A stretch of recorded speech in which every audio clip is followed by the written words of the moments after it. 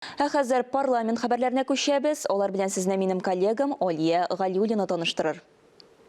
Дәүләт Советының чираттагы утырышында депутатлар 20дән артык мәсьәләне карады. Сайлау кодексына һәм кайбер республика законнарына төзәтмәләр кертеләр.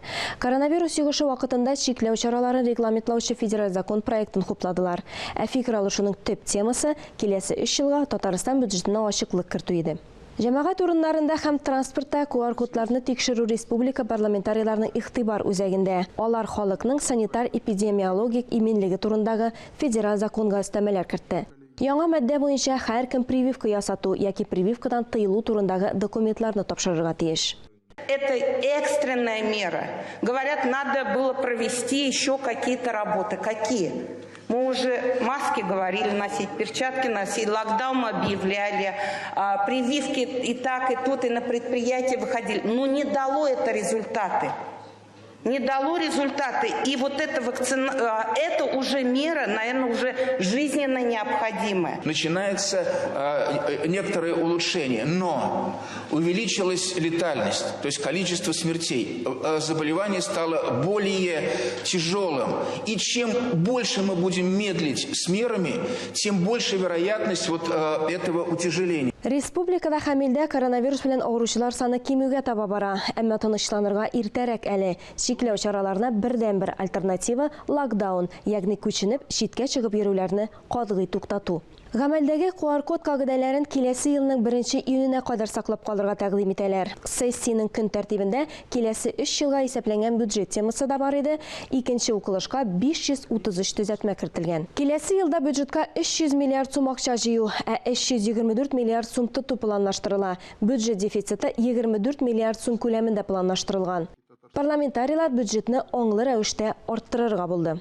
Дәүләт Советы ил президенты Владимир Путинга Яшел Үзәнгә хезмәт батырлыгы шәһәре дигән мактаулы исем бирү турында мөрәҗәгать итте. Татарстан Милли музеенда Республика Югары Советы Президиумы рәисе Салих Батыевның тууына 110 ел тулуга багышланган күргәзмә ачылды. Танылган сәяси эшлеклесен Дәүләт Советы рәисе Фәрит Мөхәммәтшин һәм чакырылышлар парламентарийлары искә алды. Экспозицияны ачканда Салих Батыев биографиясеннән моңа кадәр киң җәмәгатьчелеккә мәгълүм булмаган фактлар китерелде. Аның өчен төп бүләк кешеләрнең хөрмәте иде. Башкортстанда туып үскән Салих Батыев Казан финанс-икътисад институтына укырга керә, җаваплы партия вазифаларында эшләп, тиз арада абруй казана. Ул министрлар советы рәисе урынбасары булып эшләгән елларда сәнәгать предприятиеләре арта. КАМАЗ, Казан Оргсинтез, Түбән-Кама химия комбинаты кебек яңа предприятиеләр төзелә. Казан авиация сәнәгате машина һәм приборлар төзү үзәкләренең берсенә әйләнә. Нефть һәм нефть химиясе сәнәгате ныгый. Депутатлар белән җыелышып, килеп, аның белән үзе белән чырашкан кебек иттереп, искә алып, моторына искә алып, үткән гомерен менә күз алдына китереп сөйләштек. Зур шәхес, дәүләт органнарында күп еллар җитәкче итеп эшләгән кеше, төп нигезендә Югары Совет рәисе буларак үзебезнең парламентаризмны менә шушы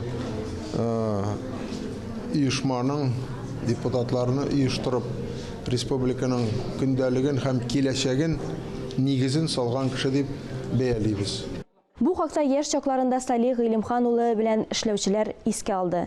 Берничә чакырылыш Дәүләт Советы депутаты танылган тарихчы академик Индус Тахиров галим буларак Батыевның хезмәтләрен лаеклы бәяләде. Салих Батыев күп кенә дәүләт һәм тармак бүләкләре иясе. Аның шәхси әйберләрен, документларны, сәясәтченең фоторәсемнәрен Милли музейда оештырылган күргәзмәдә зур кызыксыну белән карадылар.